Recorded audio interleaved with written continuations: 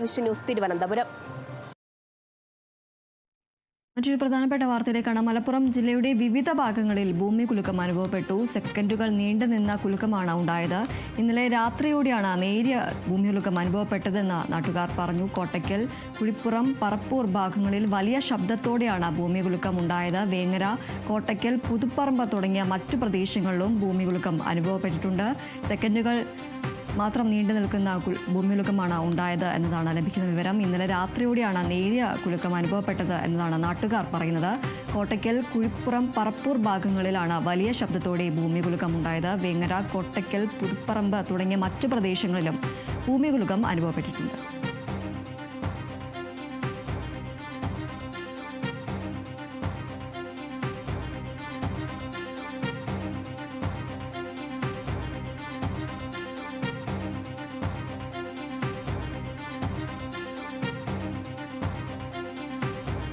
മലപ്പുറം ജില്ലയുടെ വിവിധ ഭാഗങ്ങളിലാണ് ഭൂമി കുലുക്കം അനുഭവപ്പെട്ടത്. സെക്കൻഡുകൾ നീണ്ടുനിന്ന കുലുക്കമാണ് ഉണ്ടായത്. ഇന്നലെ രാത്രിയോടെയാണ് നേരിയ ഭൂമി കുലുക്കം അനുഭവപ്പെട്ടതെന്നാണ് നാട്ടുകാർ പറയുന്നത്.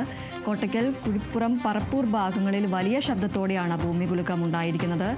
വേങ്ങര, കോട്ടയ്ക്കൽ, പുതുപ്പറമ്പ് തുടങ്ങിയ മറ്റു പ്രദേശങ്ങളിലും ഭൂമി കുലുക്കം അനുഭവപ്പെട്ടിട്ടുണ്ട്. സെക്കൻഡുകൾ നീണ്ടുനിന്ന ഒരു ഭൂമി കുലുക്കമാണ് ഉണ്ടായിരിക്കുന്നത്. ഇന്നലെ രാത്രിയോടെയാണ് നേരിയ കുലുക്കം അനുഭവപ്പെട്ടതെന്നാണ് നാട്ടുകാർ പറയുന്നത്. കോട്ടയ്ക്കൽ, കുഴിപ്പുറം, പറപ്പൂർ ഭാഗങ്ങളിൽ വലിയ ശബ്ദത്തോടെ ഭൂമി കുലുക്കം ഉണ്ടായിരുന്നു. വേങ്ങര, കോട്ടയ്ക്കൽ, പുതുപ്പറമ്പ് തുടങ്ങിയ മറ്റു പ്രദേശങ്ങളിലും ഭൂമി കുലുക്കം അനുഭവപ്പെട്ടതാണ് ലഭിക്കുന്ന വിവരം. മലപ്പുറം ജില്ലയുടെ വിവിധ ഭാഗങ്ങളിലാണ് ഇന്നലെ ഭൂമി കുലുക്കം അനുഭവപ്പെട്ടത്.